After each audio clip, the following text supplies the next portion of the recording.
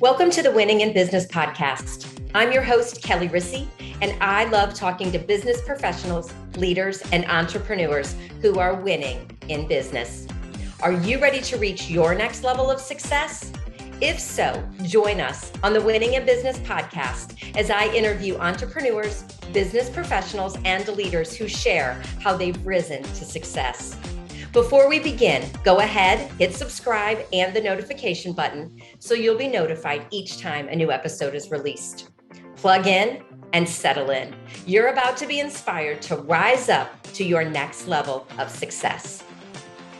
Welcome back to another episode of Winning in Business. Today, I am here with my guest, Dallas Amsden, and I am so excited to have this conversation because Dallas and I literally could talk for hours. So I hope you're ready. Just kidding. We won't make it that long. Welcome, Dallas. Hey, how are you, Kelly? I'm doing great. Let me share a little bit about your background before we get started in chatting. So Dallas passionately believes that your success in business and in life is directly proportional to your ability to effectively and powerfully communicate. And it's about more than communicating your professional products and services. It's about conveying your purpose, your passion, your position, and your vision. With over 30 years experience in performance, marketing, and communication, he now trains leaders, entrepreneurs, corporate teams, and business professionals in communication and presentation skills. He is a keynote speaker, corporate trainer, and co-owner of the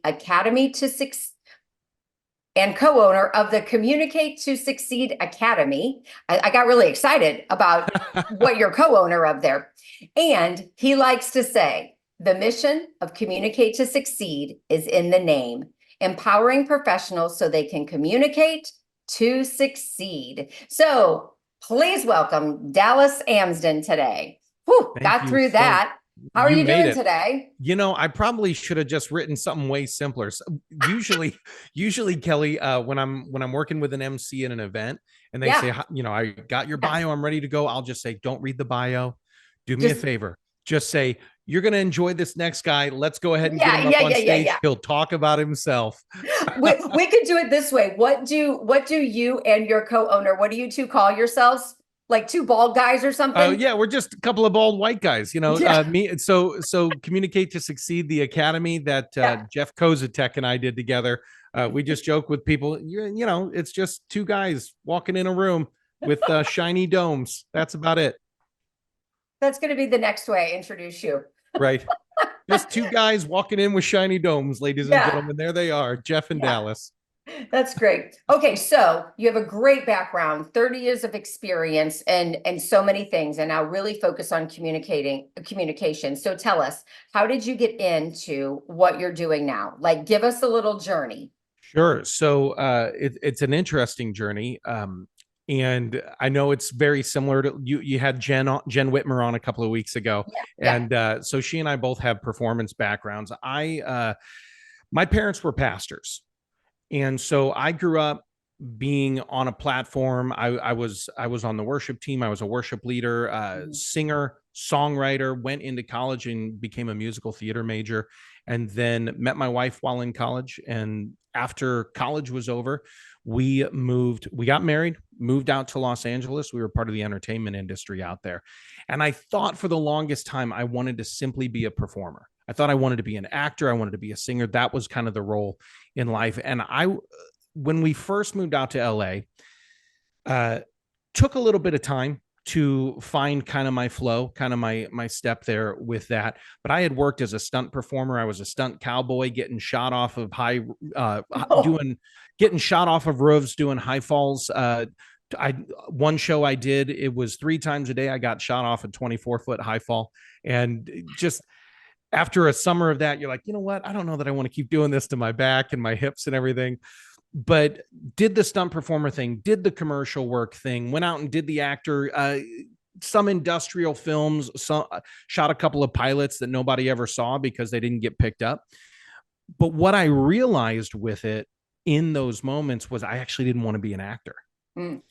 And it's kind of a little known secret in that world. But as an actor, and let me just think here. Okay. So like this phone that's in my hand at the moment, if I'm shooting a commercial, I get cast as the guy holding the star of the show, and the phone is the star. And so I'm told, hold it here, get it down a little lower, raise it a little higher, push it a little closer. Now say your line. Now say it a different way. Now say it a different way. And you're on set for 12 to 14 hours. And when you see it, it's just blurry, kind of balding white guy in the background holding up the phone. That's the actual star of the show. Now, maybe that was my ego that was problematic at that point. But what I found was almost every set I was on was toxic. And you were told, stand there, stay that, shut up, go away. And you were basically just a talking prop. And that did not sit well with me. It was never my voice. It was never my material. It was never even my choice of where to stand. And so it was not very long before I said, I'm done with the acting thing. I started writing some scripts, shopped around a couple of animated features actually while I was out there, because that's my passion. That's my love. I think funny. I've studied comedy forever, and I've loved animated features forever. I don't know why, but that's just and action comedy. But I was shopping that around and working a couple of day jobs. Then I started doing stand-up comedy, and I started to realize, oh wait, there's something here, because this is my voice. This is my material, my content, my stuff. Yeah. And I find out immediately if it works or not. That's true story. That's the truth about. So a lot of people don't know that about stand-up comedy, but you find out it is the most immediate feedback on whether or not what you've written alone, sadly, by yourself, at a desk, or for some comedians at a bar, whatever you've written by yourself, you find out whether it works or not. And so I realized very quickly there's actually a science and an art to what I was doing. And I realized it's the same stuff that my parents did as pastors. My brother's now a pastor. And just public speaking in general, there's a craft to it. So while I was working the day job and doing the stand-up comedy at night, I was also dealing with some mental health stuff at that time, because woke up one day in my mid 30s and realized, oh, life is not what I thought it was going to be at all, or the trajectory I thought it was going to be on. Yeah. So dealt with a lot of that stuff during that process. And I'm kind of weaving all of this together. So hopefully I'm not taking too long on the podcast here to go through this, but was doing the stand-up comedy, but also dealing with depression and mental health issues. My wife said, you need to go see a therapist. And I was like, nothing's more cliche than a comedian going to therapy. But nonetheless, it was necessary for me. During that time, I started doing group therapy sessions as well. And the therapist actually said to me, have you ever considered being a therapist? After a few of them. And I said, no. Yep. The idea of going back to school, getting another loan and do it, no. He said, well, you ask really insightful questions, and you seem to have a really good grasp of human psychology and all of that.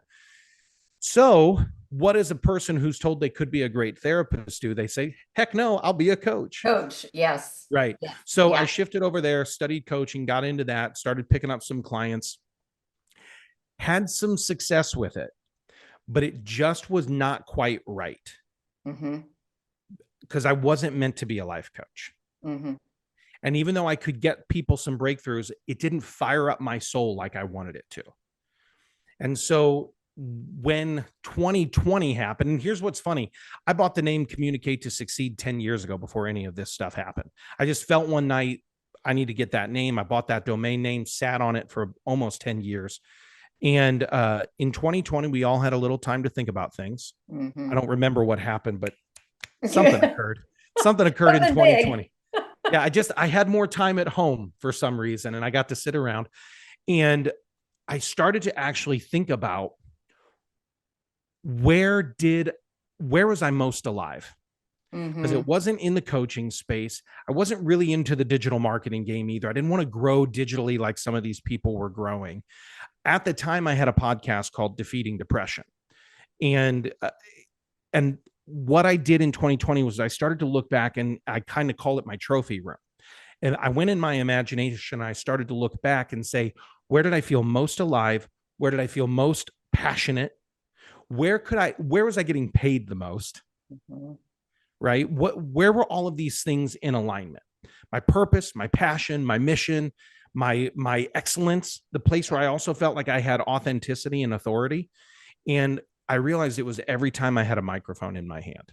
Mhm. Every time I actually was doing the thing that I do better than I do anything else in the world. Not saying I'm the best in the world at it, but it's what I do better than I do anything else. And Mhm. that's get on stage and transform people's way of thinking. And so in 2020, I said, oh, I actually don't want to coach anymore. I want to start speaking. I want to start doing more gigs.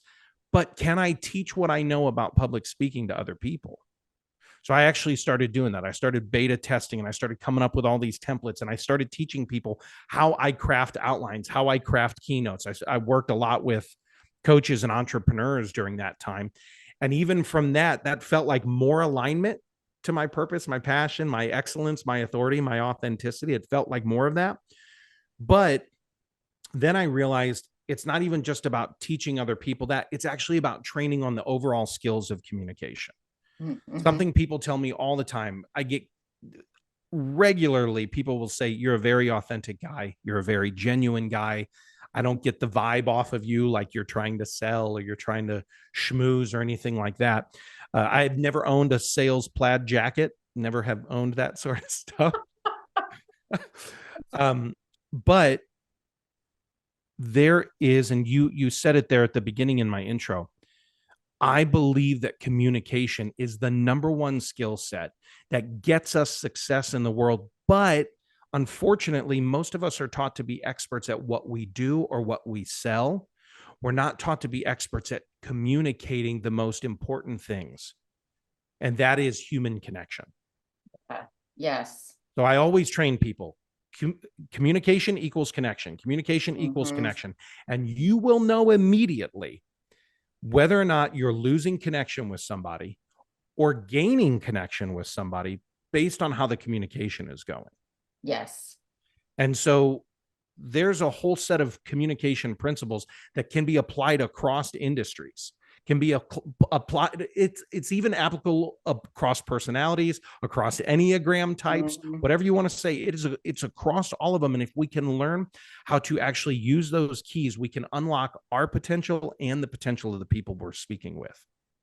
That's great. And I feel like what you're really saying is not if you want to be a keynote speaker. This is Right. just having a conversation, Yeah. having, whether it be at the dinner table, whether it be during a business meeting, just Yeah. ways to communicate in general conversation so that you're making better connections with people. Absolutely. There's an old saying that most people listen to respond instead of listen to Mhm. understand. Yeah. And one of the key principles you have to do is gain understanding with Mhm. people. And you have to build that connection. You have to build safety. You have to build trust. You have to make sure terms are defined. So if I say to you, hey, we're going to take a more, liberal approach to this idea.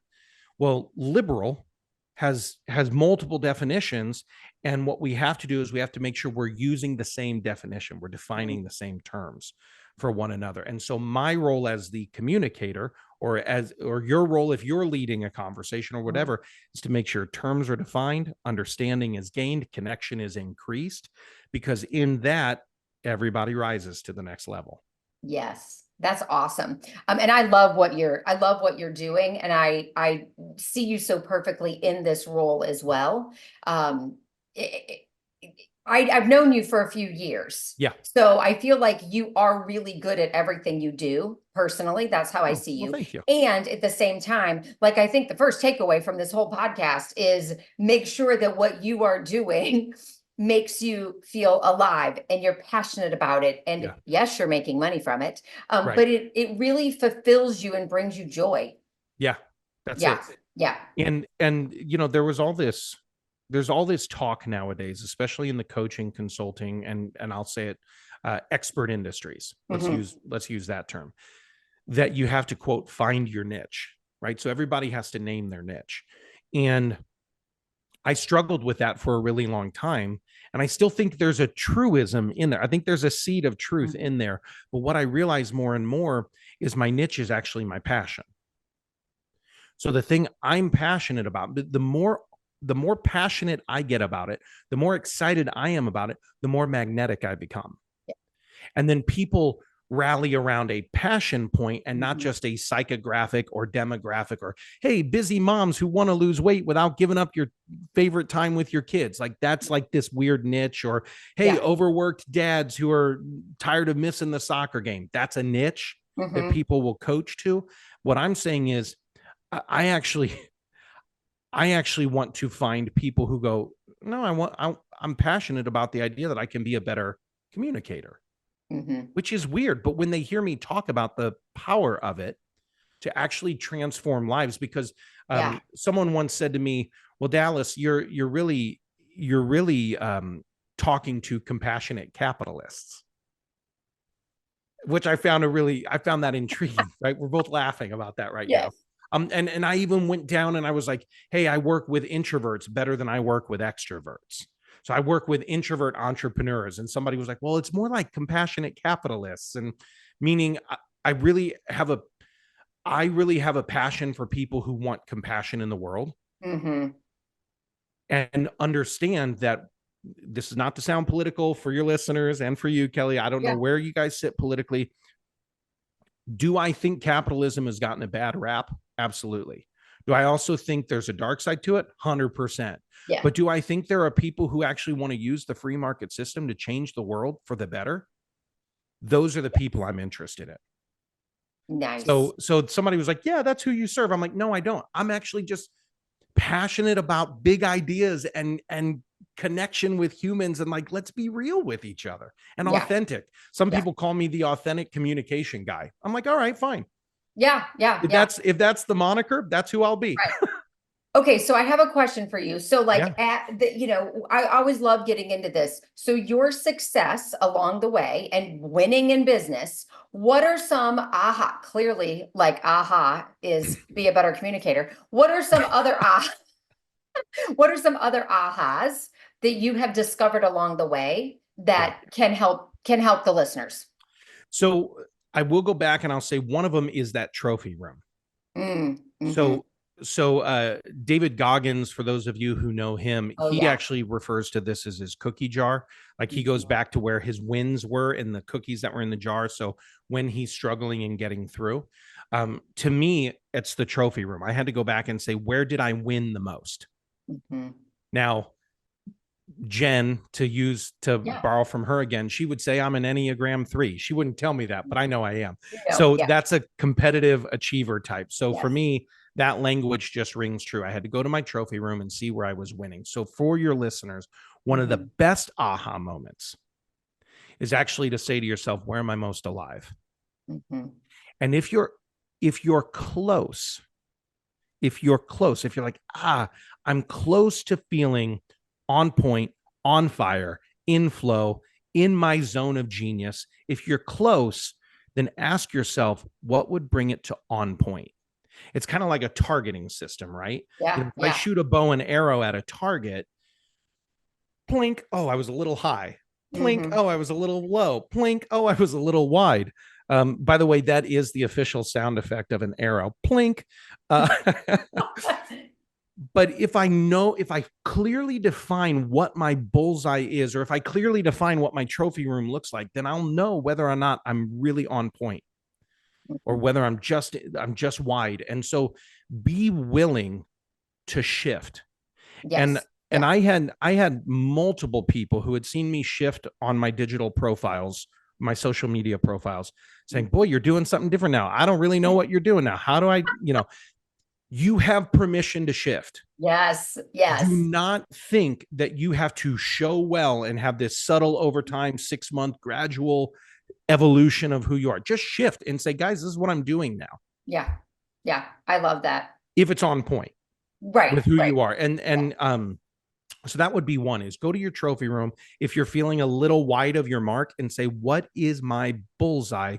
The thing that I know I would help people with this, even if I wasn't being paid. I just happen to know I can also be paid really well to do this. Love it. I love it. I like this whole time you're talking, like I'm reflecting, on my life. And there are things that I have done in my business that no longer lit me up.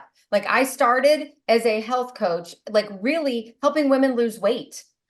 Yes. There came to a point where I'm like, I don't care if you eat a Dorito. And I know that sounds awful, Yeah. but like, I mean, I just got to the point where I was like, this does not light me up anymore. And it Right. does other people, right? Absolutely. So go to them so that I can really do what I love and I'm passionate about. And, you know, we have that musical theater background, both of Yeah. us, Yeah. which is one of the reasons I love speaking also. Like, I have the stage That's and right. again, get to decide where I stand and what I speak on. And it really, you know, and then as a former educator, like Yes. I also wanted to teach at a very young age. Like I knew that was going to be part of it. And Sure. so same thing, like the one day breakthroughs, the teaching when I'm speaking, the coaching, like all of that feeds that fire. So having those two things, maybe Dallas, I have two dartboards. I'm not sure. Maybe That's there's side by totally fine. side. I have a couple. I don't tell everybody about all of them, but I have two. Yeah.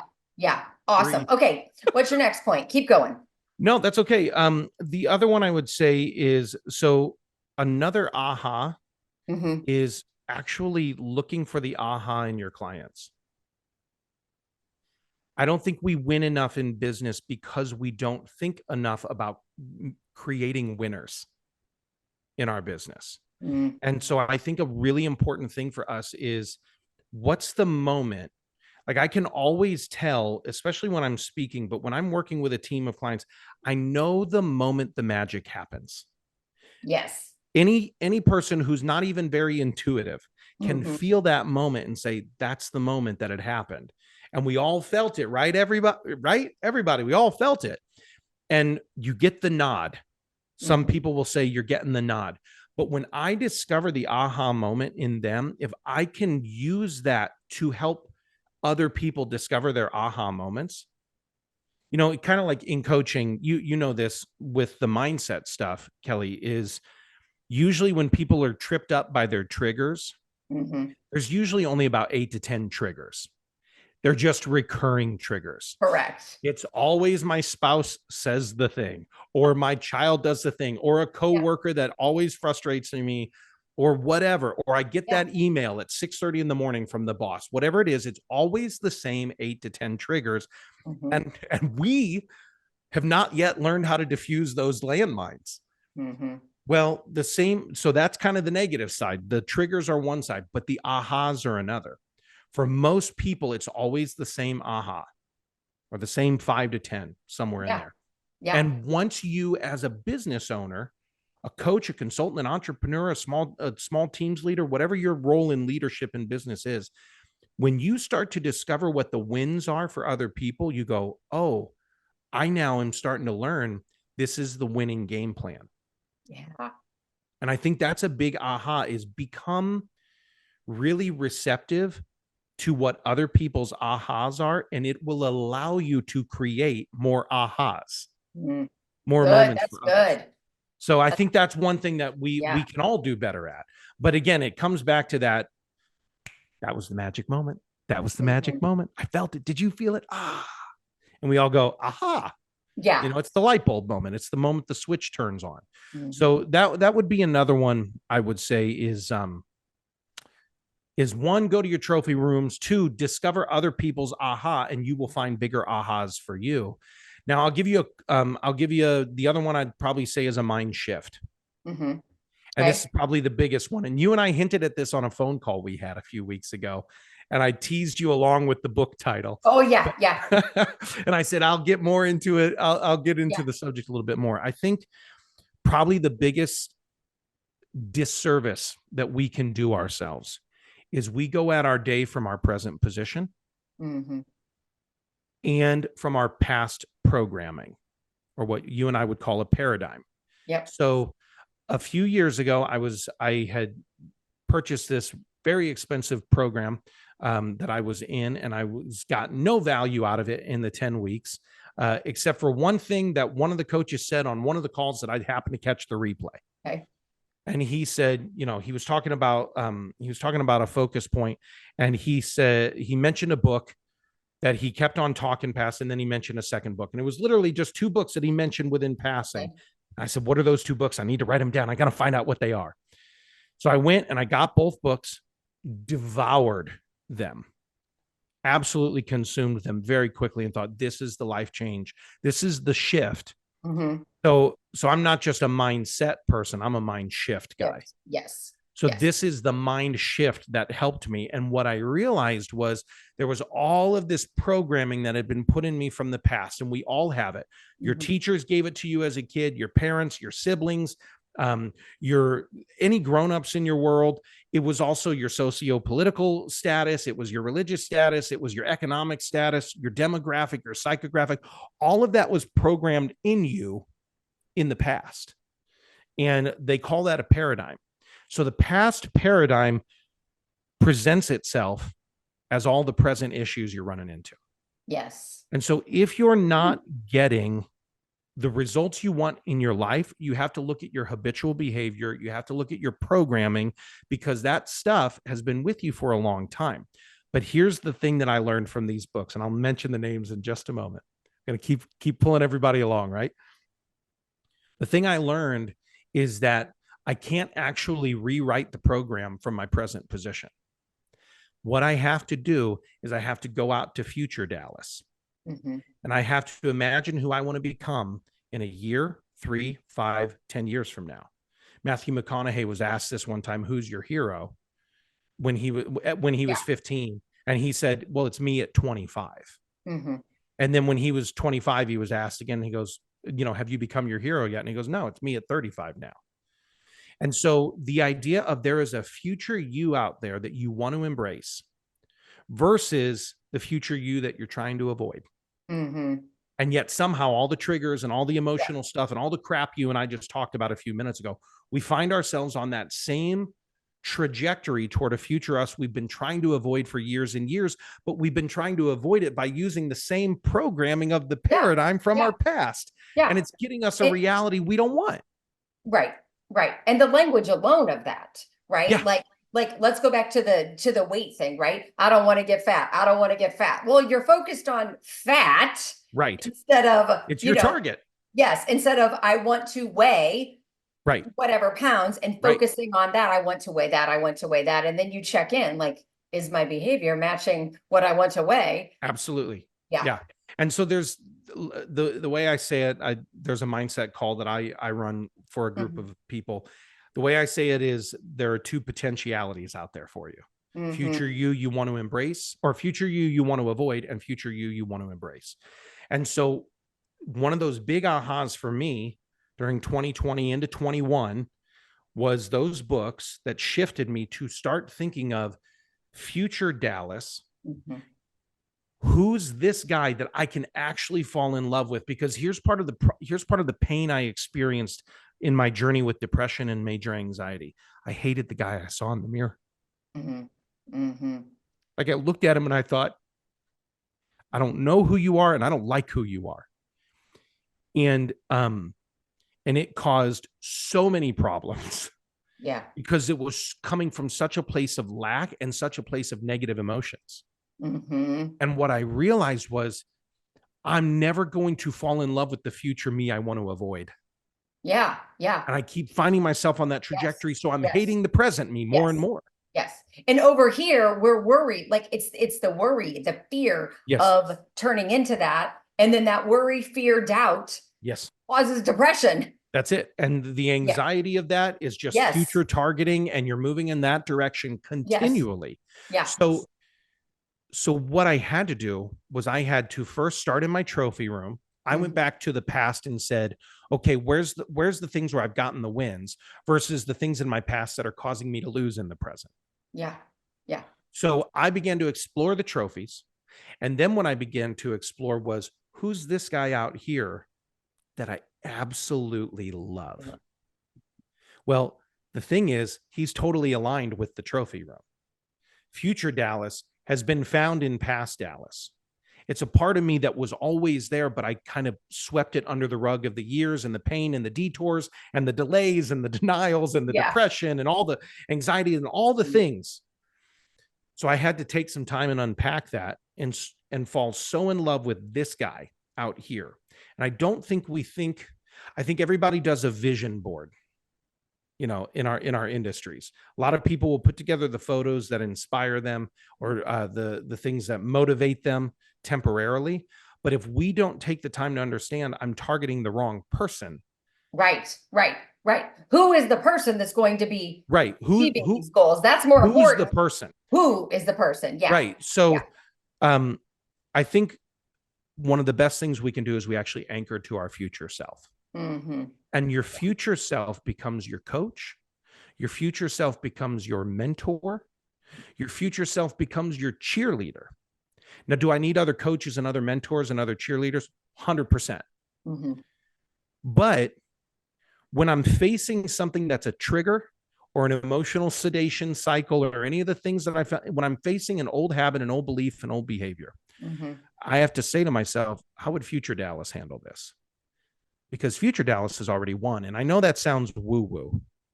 No, it doesn't. Well, it doesn't sound woo to me. It doesn't sound woo-woo to you. I mean, I believe all this. I'm saying to your people. Yeah. So if you're listening to this, yeah. Here's the truth. When you talk to people about building out their imagination, a lot of adults can go, no, that's a childish thing. I'm not going to play in my imagination. I'm not going to imagine. Right. But we do it all the time and we're not even aware of it. So when we get the report that scares us a little bit, what's happening? Mm-hmm. Our imagination is doing something. We're projecting toward a future that scares us. Mm-hmm. And when I was in therapy, when I did my first initial assessment, the therapist said to me, hey, congratulations. You've scored 95th percentile in major depression and 95th percentile in severe anxiety disorder. So congratulations.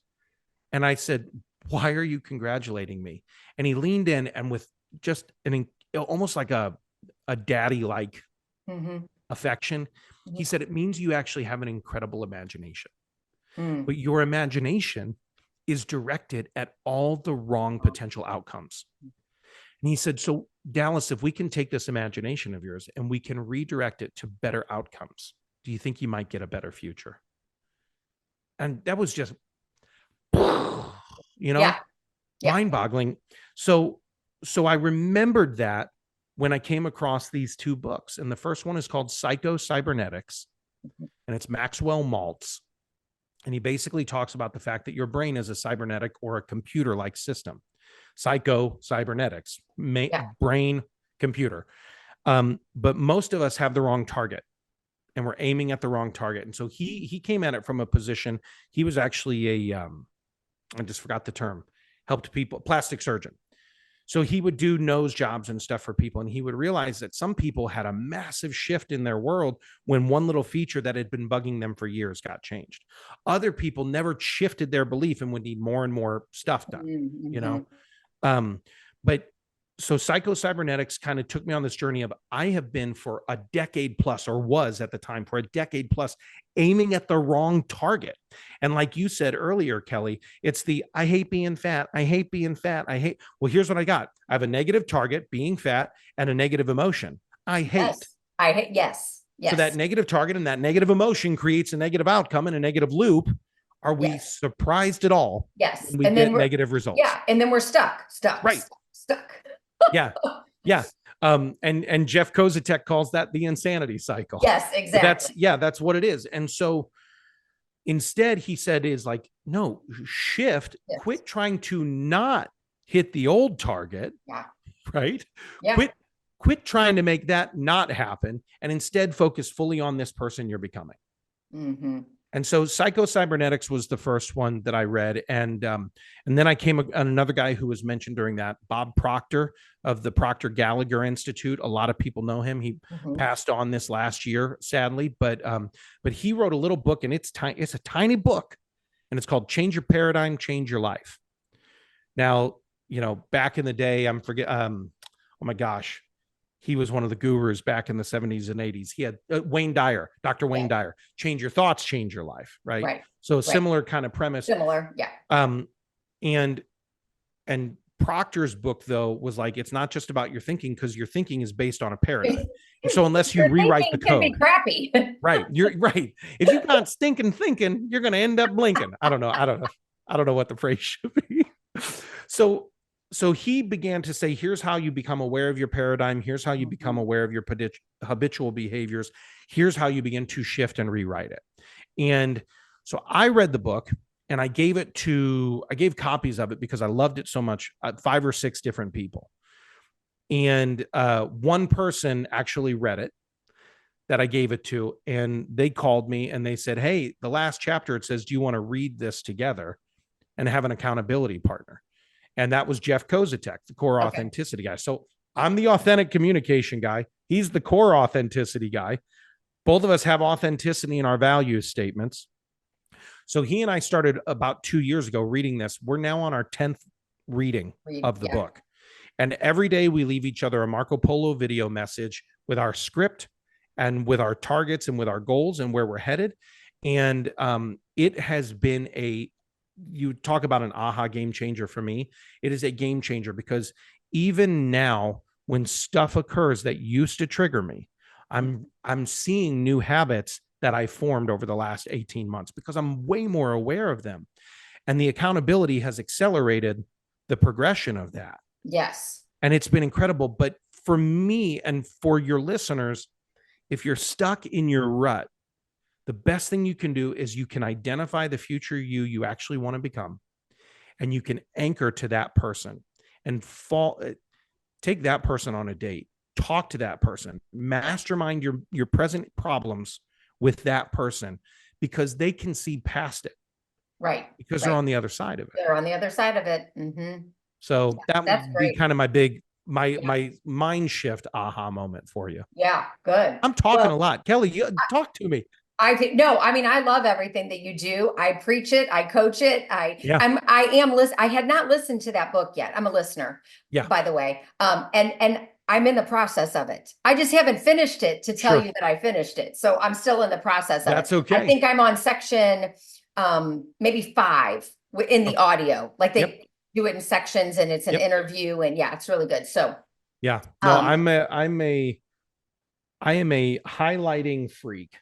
And I'll even show you. Do you do a video version of this show? I'm going to show you here. I'm a pencil guy. Oh, nice. So I have my vision journal, my productivity journal right here, and it's pencil and eraser that go with me everywhere. Everybody laughs when they see Dallas zip his hard case pencil. Yeah, that's great. That's great. It's funny because I actually do better and remember more if I listen to it. Yeah. And then I go and I will type it out. I'll write it out. Like I will stop and rewind. Like rewind. Wait. I need to catch that. You know what I mean? So I'm taking notes. If I highlight, the action of highlighting doesn't get it in my brain as much. So I get that. Yeah. So that's my learning style anyway. Well, and I will also, another learning tip for anybody interested is I, a couple of years ago, gave up reading for quantity. I now read for quality. Yes. So part of the reason why it's taken me 2 years to read through this particular book 10 times is because there are days that I will make it about a paragraph in, and I stop and I pause on a sentence and I say, that's the one bite I need today. And I do it. I'm a Bible guy. I do that in scripture too. I've years ago, I did the read a Bible in a year, hated it, and always felt like I was behind. In the book of Ephesians recently, which is where I've been in Ephesians for 8 weeks. And it is not that big of a book for those of you, or a letter. Right. If you want, for those of you who don't know. And that's how I treat every book right now, is I am not reading to consume, because I think our consumer culture has put a precedent, or like we've said, hey, read as many books as possible, get as much knowledge as you can. And we actually don't need more knowledge. We need more execution on the information we have. And we need more application of wisdom rather than more knowledge. We were just talking about this with a group of women, and we were talking about when we take walks, and whatever form of exercise you're doing, unless you're in group exercise, this may not work. But they were talking about how we used to consume podcasts, right? And we're listening to them fast, or audiobooks, and we're listening to them on high speed to get through more, blah, blah. Right.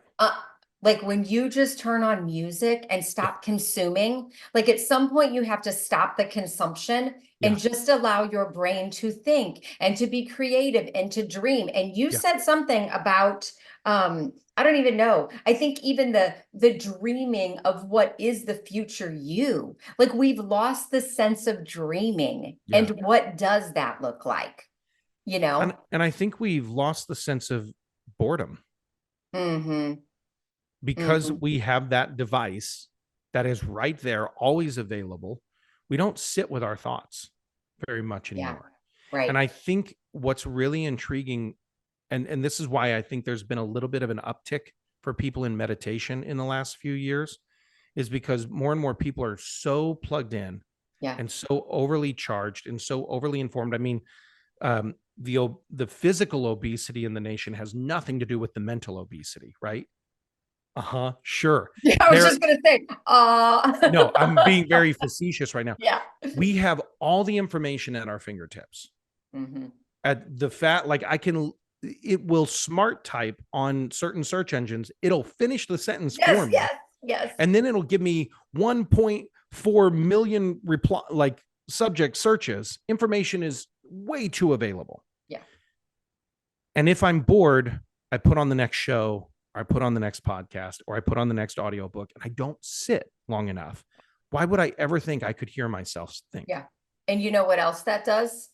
Then we're also, not only are we not really thinking, like we're just absorbing and not really processing, thinking, being creative, using it. Oh, we're also not feeling our emotions because there's no time for that either. No. Shove them down, shove them down, you know, and then it's so interesting because I will ask, you know, people I'm coaching or just out talking or whatever, and how'd that make you feel? And they're like, feel?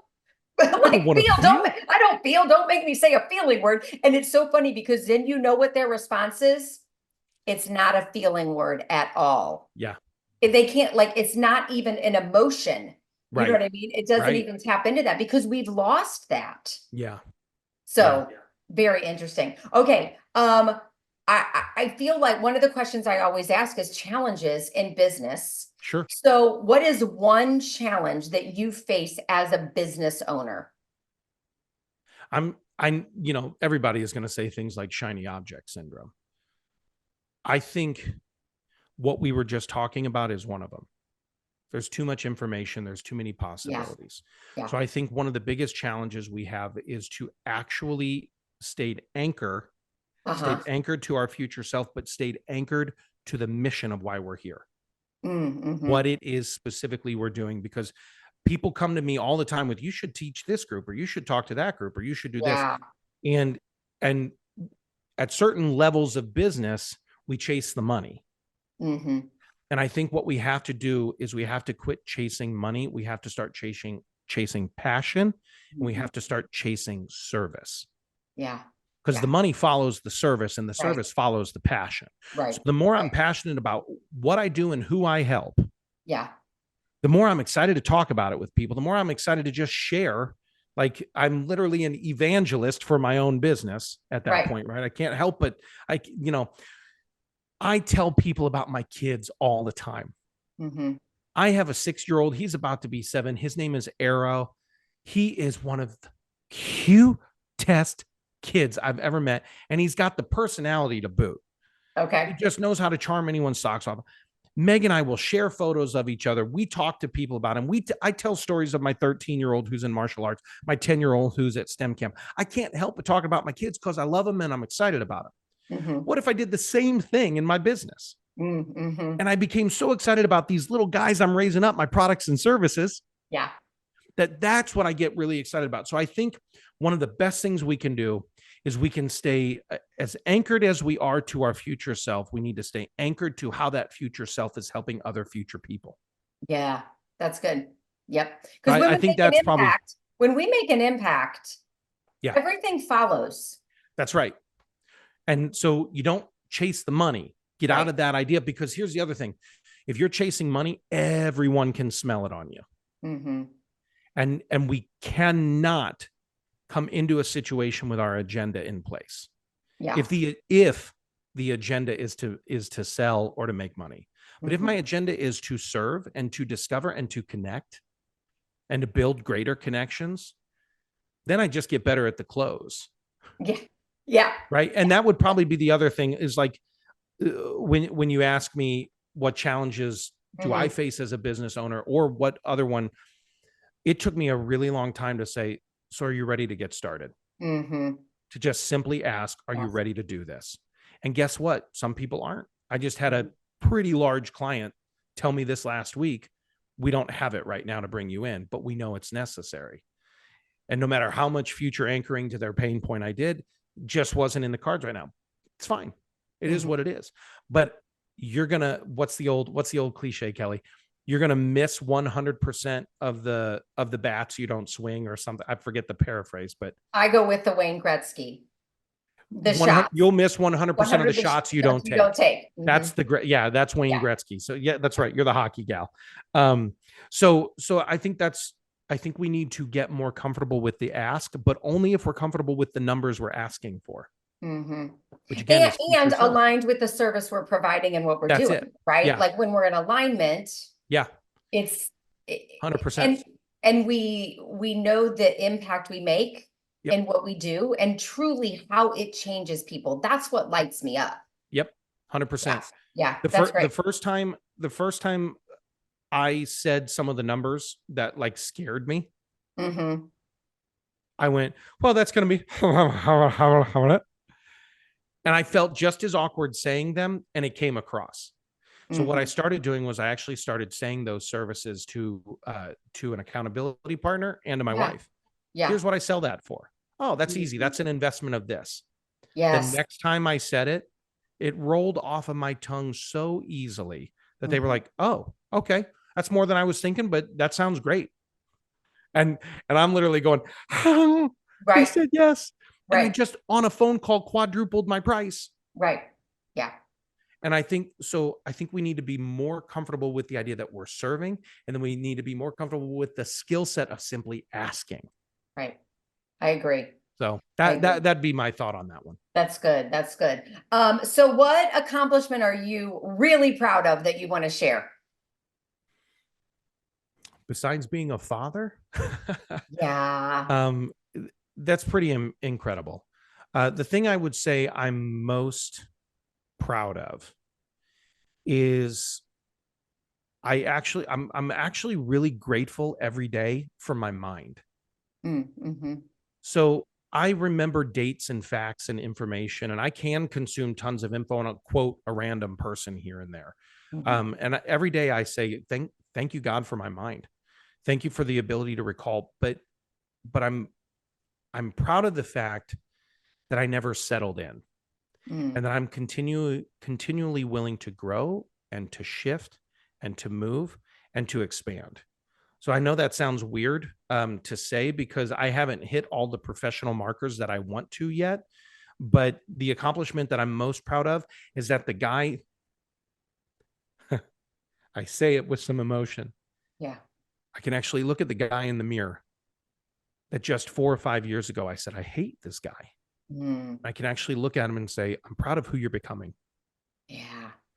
So I'd say that's probably the best accomplishment, is what's gone on in between the ears. Yes. And what's gone on in the mirror more than anything else, because now all the other stuff doesn't matter as much, because I wouldn't have enjoyed it anyway. Yes. No amount of monetary success is going to go again. And we see it all the time in high level politicians and celebrities and influencers and stuff. You see them imploding, and the world is not enough. Right. And unless we say, no, the person in the mirror is someone I'm going to walk the rest of this life. Something could happen to my wife and kids tomorrow. Or they're eventually the kids will move away, right? Something could happen at any point. There's one person I'm going to look at, I'm going to journey through this life with. And yes, I could say Jesus here, which is true for me. But there's one person that I'm actually walking with the rest of my life, and it's the guy in the mirror. So that would be my biggest accomplishment. That is a great one. I did my greatest work around that. I want to say it was in 2019. And, my story growing up in pageants, growing up with critics, being in competitions, like I did that forever. And, even auditioning for musicals, like all the different things, right? And you're just judge and so all that was internalized for me. And that's how I treated myself. And in 2019, I finally learned how to love myself. Right. And it was through a breakthrough experience that I did that. And it's just truly shifted my life. You know, you said something there that triggered a thought in me in the audition process. And I think this is this could be another good tip for your listeners. So I know we're doing on time here, so I'll be quick with this. But I remember years ago, I used to walk into auditions and I would claim my role. I'd be like, I'm going to get that role. Yeah. And some of them were big roles. Or I claimed the school I was going to go, the college I wanted in. I was like, that's going to be my thing. Like I literally named and claimed the roles. And there was one particular role I was up. It was for the Illinois High School Theater Festival, and it was the all-state cast. And so there was like 800 kids who auditioned, and it was a cast of about 35. They were doing King Arthur, the tale of King Arthur, and I wanted to be Lancelot. Well, I get to the first audition weekend. I find out I'm audition number 1 of 800. Okay. And at the time, you could say it was arrogance, but I claimed the role and I said, I'm going to set the bar Good for this director.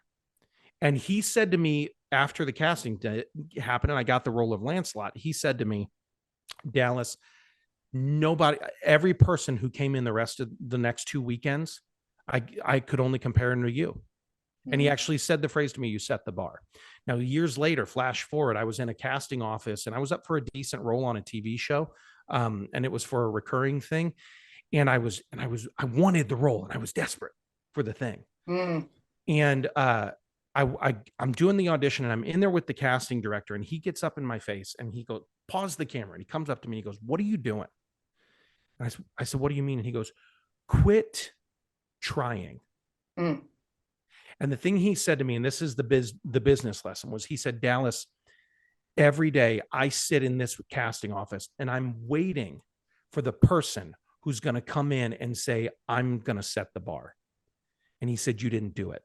You came in desperate for the role instead of desperate to win me over. He said, you're trying to solve your problem. I needed you to come into this room and I needed you to solve my problem. Ooh.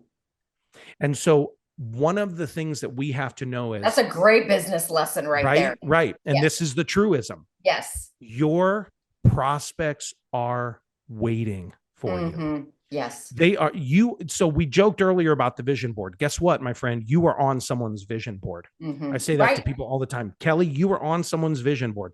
They just don't know it's you yet. Right. There's someone who wants to learn how to speak and present. I'm on their vision board. They just don't know it's me yet. Right. So I think we have to start looking at our lives as though, no, I am the answer to someone's problem. Yes. I am the answer to someone's vision board. I am the person that they have literally been waiting for. Because then when I come in to seek and to serve them, they immediately go, you're the one. I've been waiting for you. I had someone literally send me a screenshot and say, hey, this person wants to take one of your programs. And she had posted on Facebook, I'm looking for someone to do this. I just put this on my vision board. And someone I knew said, you need to talk to Dallas Amsden. Yeah. They called me and they said, apparently you're going to fulfill my vision. That's and great. We talked for about 10 minutes and she said, what does it take to pay you? I didn't know this person. They didn't know me from anyone. It was a referral. It was great. It was amazing.